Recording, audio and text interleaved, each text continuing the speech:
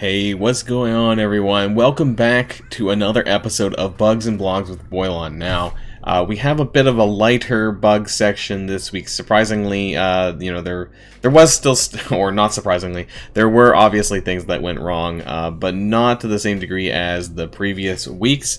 So we'll get onto that for the first part of this video, and for the second part of the video, we have some stuff to talk about regarding the blog, but specifically we have patch 5.3 just around the corner on Tuesday, most likely. So yeah, let's get this show started, guys.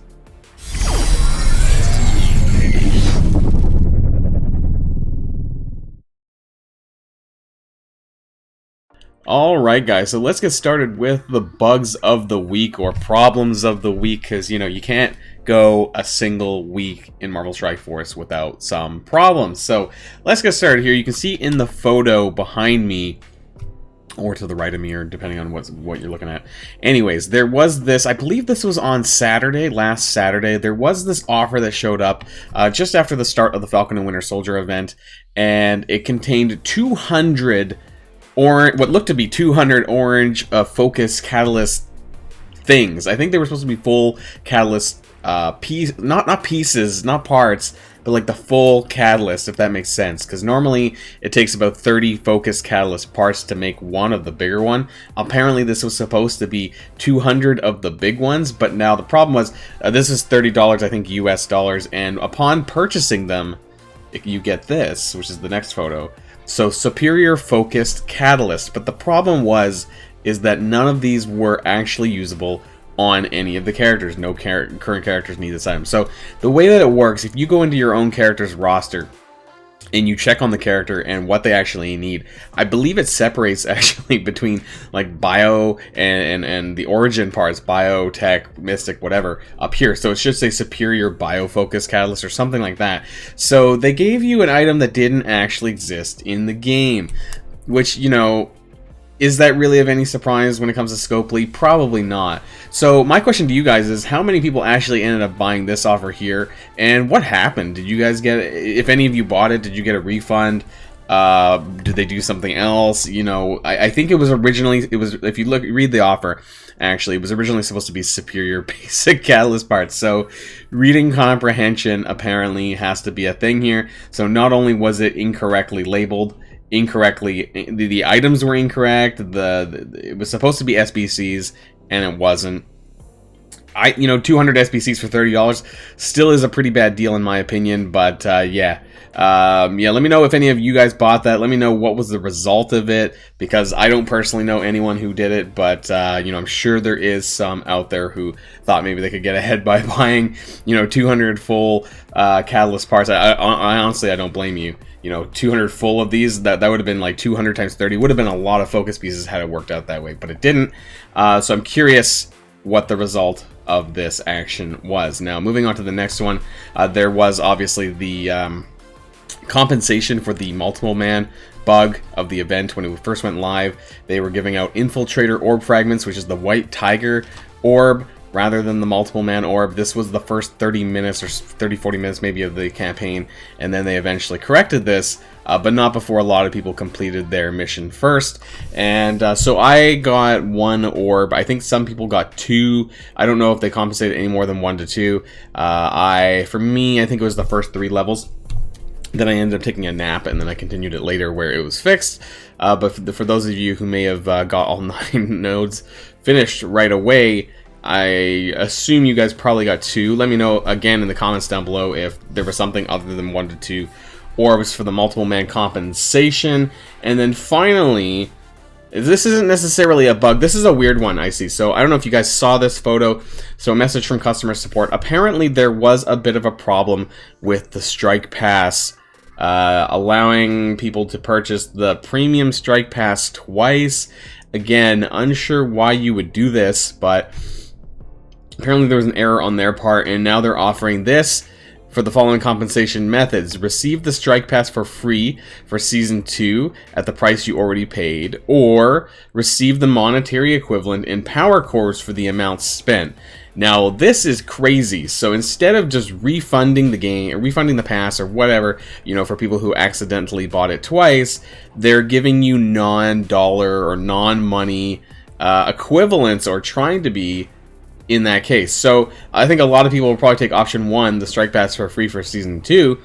My question is, you know, what is this number 2? What's their equivalent in power cores for the amount spent? Is this just the base rate, you know, that you can find yourselves in the power core offer section? This one's pretty wild. So please, if this impacted anyone as well, please let me know in the comments down below, because I'm very curious if anyone chose option number 2 and how many power cores you would have or did get as a result of this issue. Frankly, bonkers, but you know, it's Scopely, so can you be really surprised about this? Probably not. So that was all for this week. I'm honestly surprised there's not more, but you know, with the patch coming out next week, expect there to be more, probably by next Friday for the bugs portion of this video. So let's move on to the blogs now. Alright everyone, so I knew this was coming, so here is the blog post titled Daughter of the Dragon. Now, some of you might have seen the social media post that was put up on Twitter, and Facebook. I don't know why I started there, but I just was making sure I was the right one. Yeah, so Facebook and Twitter, they did post a photo of Colleen Wing. In the photo, I think it was with other sword characters, Shatterstar, Taskmaster, Baron Zemo, and someone else I can't remember off the top of my head.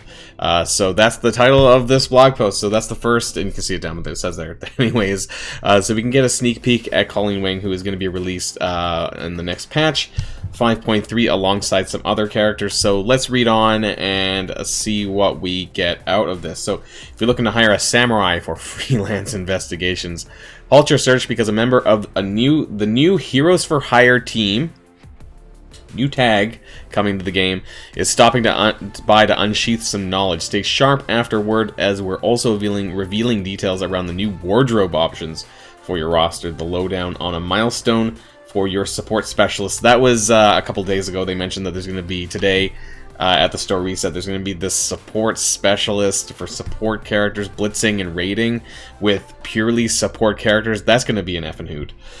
So we'll talk about as we go down. A returning legendary. Okay, so let's talk about Colleen Wing. So I'm not going to go into the details here of her background. You know, read this later on your own time if you want to, you know, find out more about her. There's some stuff about Misty Knight or Mercedes Knight. So I think she's going to be coming to the game as well alongside Colleen Wing. So Colleen became extremely proficient in martial arts, weapons, and stealth. And then she's got some like chi powers and stuff, kind of like Iron Fist.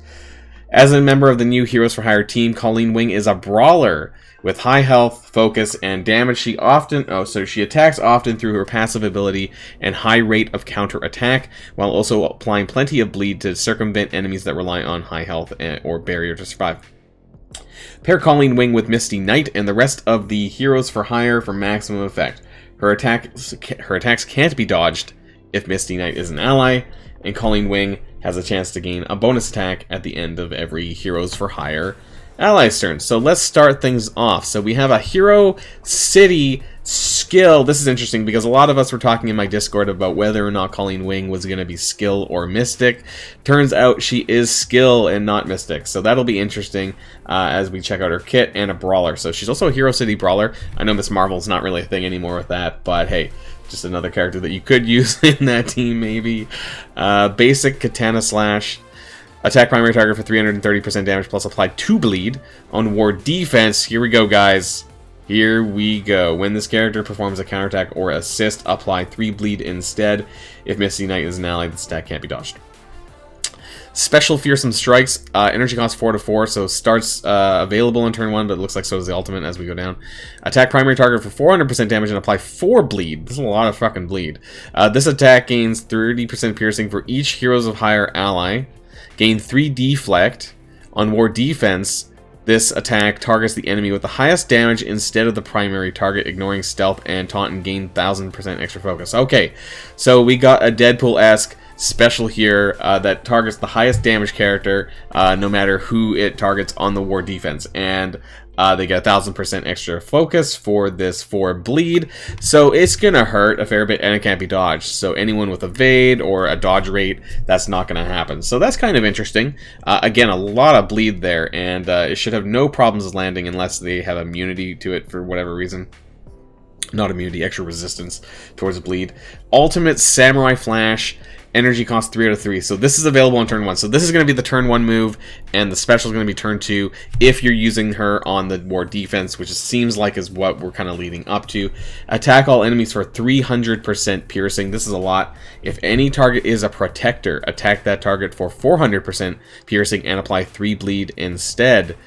So that's a lot. Apply heal block for 2 turns to all enemies. Heal block, another thing that's quite debilitating at times, and 1000% extra focus for this attack if Misty Knight is an ally. Okay, blah blah blah. So Misty Knight has that for all of it, so that's interesting. Let's look at the passive.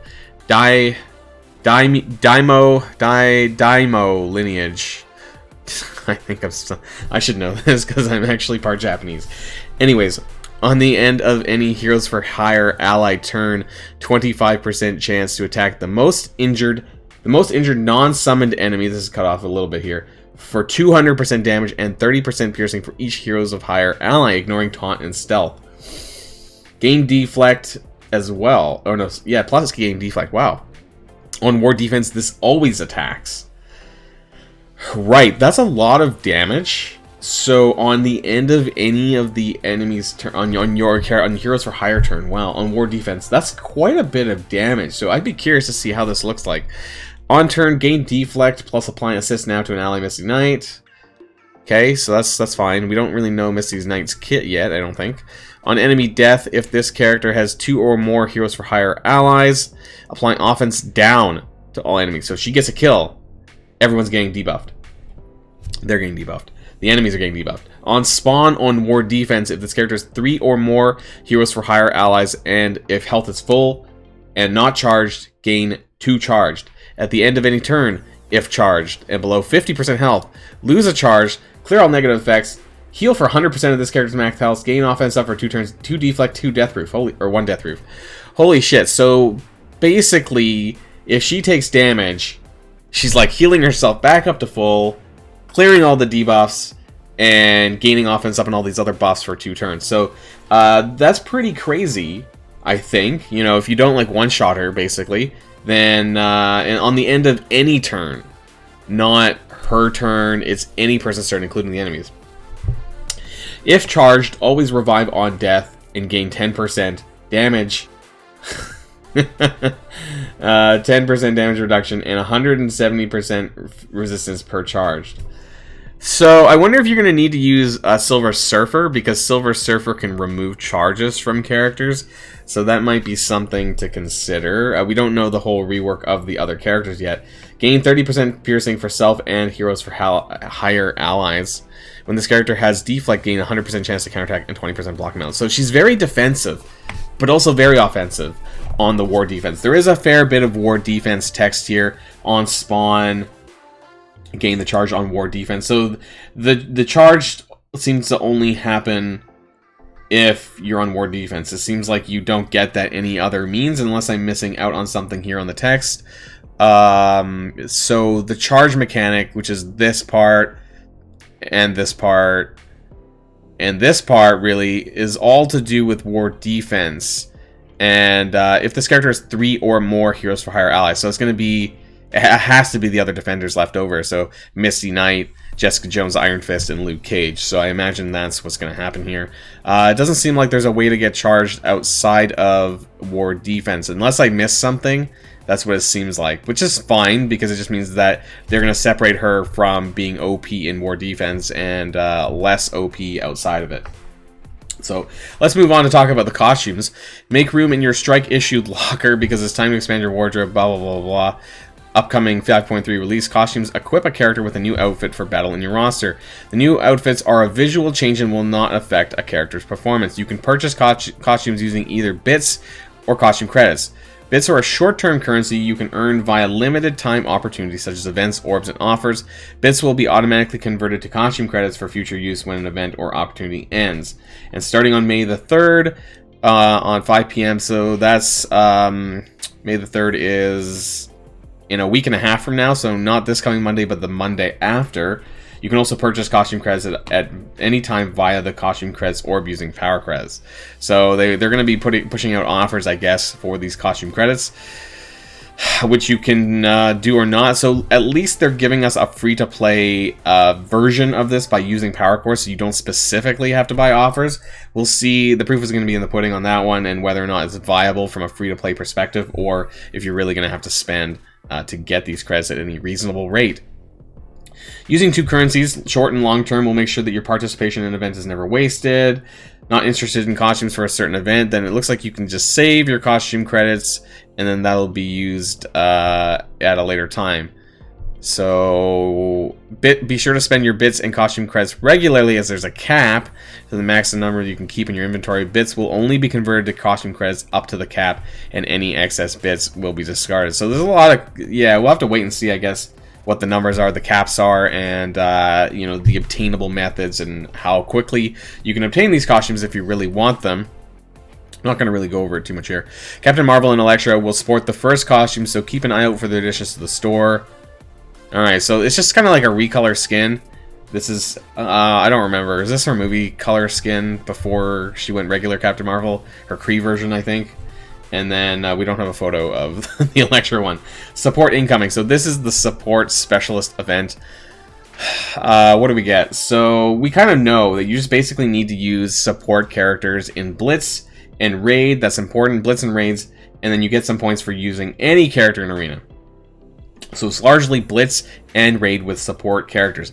This is going to be kind of crazy because I don't know if I'm going to be able to full clear an Ultimate 7.5 with solely special support characters. I really don't think that's going to happen.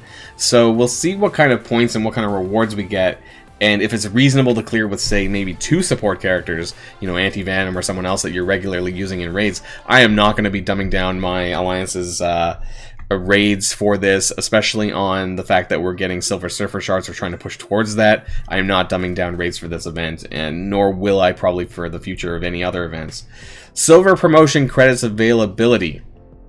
In the near future, the Doom raids will be graduating from the current First Strike beta status to help players better prepare for the challenge. We'll be increasing the amount of silver promo credits available through regular gameplay by 50 per month, mostly through the Strike Pass and monthly login calendars. We are targeting these changes sometime in May, and we'll keep you informed as we get closer to them going live. So this is pretty interesting. I don't know why is it under this part. Why are we being told about the Doom raids graduating from the First Strike status? How is this relevant to the silver promo credits? I'm concerned that there might be silver promo credits as rewards to Doom raids or raid season milestones, because this isn't mentioned here at all. Why is it in the same section? Have zero idea, but it is saying Strike Pass and monthly login calendar, so I'm going to hold them to that. If there's any silver promo credits showing up in the Doom raid, I'm going to be super fucking pissed, guys. So they better not do that. So returning legendary event, what do we have? We have Black Bolt. So I actually thought it was going to be Jubilee coming back around based on the schedule, but no, it turns out that we're getting Black Bolt on May the 4th, so I'm going to have to write that down into my spreadsheet calendar so we can keep a track of which events are coming when. And we have a Thing Blitz coming up on Monday and a Blob Blitz on Thursday. So those are hard passes for me, but that's okay. I can take some time off. And we got some bonus and flash events, of course. Double Magneto shards, X-Men and Brotherhood shards, Chaos Theory, and Wakanda Nation for Wakandan characters. So that's the end, guys. There's a lot here. But let me know what you guys think about, we start with this, silver promotion credits availability. That's good. 50 more. That'll probably take us up to, with Chaos Theory, close to a 5-star per month. So that's really nice. Let me know what you guys think about the costume stuff. I'm ambivalent about that. You know, to be honest, since it doesn't actually impact the character's performance, I don't care too much. Maybe there might be a really cool one for like my 7 red star character that I happen to have that I really want to put in there. Other than that, I'm not too bothered. You know, it actually, to me, is not a high priority. And let me know what you think of the Heroes for Hire tag. Looks like it is confirmed to be a war defense team here, and it looks pretty strong. But of course, we'll have to wait and see what their release method is. You know, how realistic is it to get any star levels on these newer characters? All of that we'll have to find out on the patch on Tuesday, probably when we learn a little bit more. So that's the end of the blog post and bugs and blogs for this Friday, guys. Thanks for coming along, and until next time, stay safe, and I'll see y'all later. Boilon signing out.